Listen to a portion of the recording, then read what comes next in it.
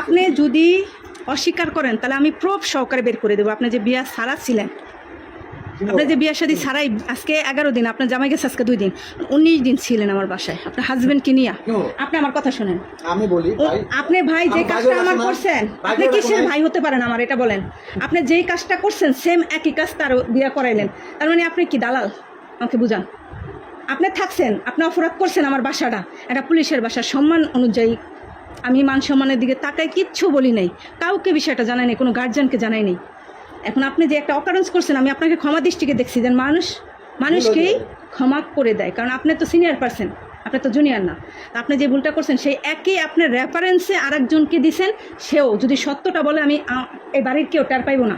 সে যদি আমার লগে মার্কেটিং করে সবাই জানবে, সবাই জানবে। আপনি সত্যিটা বলেন, আমি কিচ্ছু বলবো না আপনাকে। ও আমাদের রাজশাহীতে নিয়ে গেছে, ওর বাড়ি কিন্তু রাজশাহী, বুঝছেন?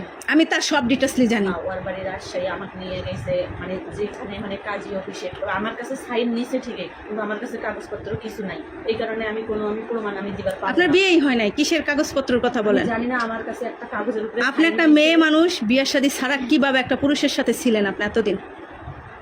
এখন আমি একজন সত্যি, আমি যদি আমার সন্তানের যদি আমি দিব্যি খেয়ে যদি আপনার কোনো সন্তানের প্রতি মায়া নাই, আপনার আমার এখন মারা উচিত জানেন। আপনার সন্তানের প্রতি আপনার কোনো মায়া নাই। একটা মা হওয়ার পরে মা কিভাবে সন্তান রেখে আর একটা পরপুরুষের সাথে আসে? বাবারা পারে, বাবারা 2-4টা বিয়ে করতে পারে, এটা জাহেজও আছে আমাদের ইসলামিক ভাবে। তো আপনি তো আমার ডিভোর্স হয়ে গেছে প্রথম স্বামীর সাথে। আপনি এনার সাথে যা আসছেন, আপনি বিয়ের সাথে বইয়ে আসবেন না?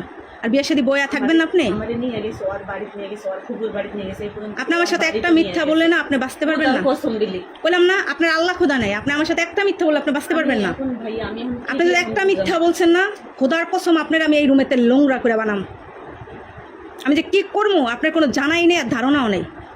আমি কিন্তু খুব ভালো মাইন্ডের মানুষ, আবার খুব খারাপ মাইন্ডের মানুষ। যে যেমন আমি ঠিক তার সাথে তেমন। আপনার মান সম্মানের কথা চিন্তা করে আমি আমার রুমের ভিতরে ডাইকা নিছি এবং তারে সহকারে। আমি কিন্তু রাস্তায় বাইর করি না আপনাকে।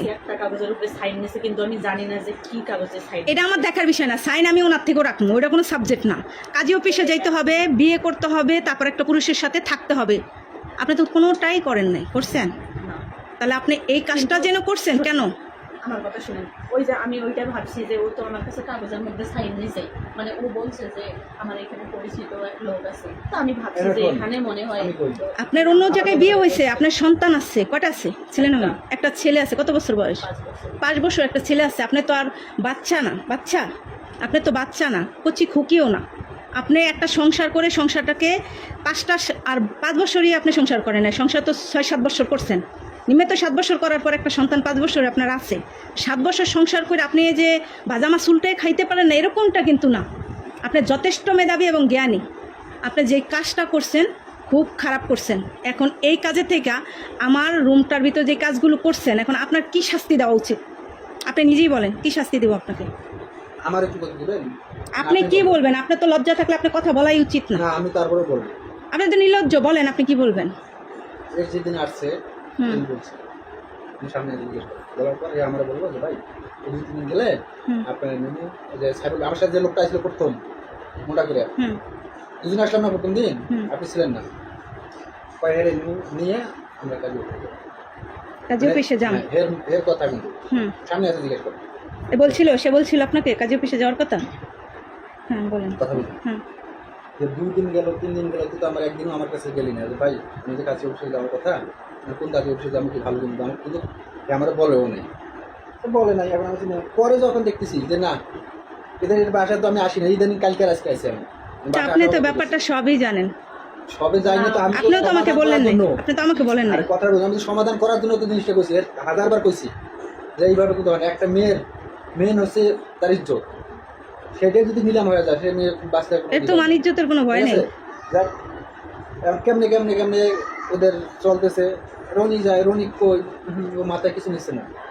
অলরেডি বিশ্বাস করবেন কিনা যে কাটার উপর আছি, রনি গেছে বাইসে গেছে, কালকে কিন্তু বিধম মার খাতি রনি। কেন? পোলাপানের জন্য? হ্যাঁ পোলাপানের মার দিতে বিধম দুর্গম যাবে। এদের চলাফেরা খারাপ, আমার বাসাটারে খুব নোংরা বানায় লাইছে। এখন ভাই এটা যে পুলিশের বাসা, এত নোংরা করছে এরা, মানিজ্জত মানে আমাদের আর রাখে নাই। ওদিকে যা হয়ে গেছে গেছে, এখন সিংহ আবার কি করছে, রুম করার কথা কি বলছে? আপু বলছি ওই আমারে ফোন দিছিল দেওয়ার ও পর কথা বলে, আইবো না এর পরে আসবে না আসবে সেটা আমি জানি না, কিন্তু ফোন দিয়ে বলছে যে রুম সারিয়া চলে আসো। তো আমি এবার বলছি যে আমি কালকে 2800 টাকা সে মোবাইলে দিছি।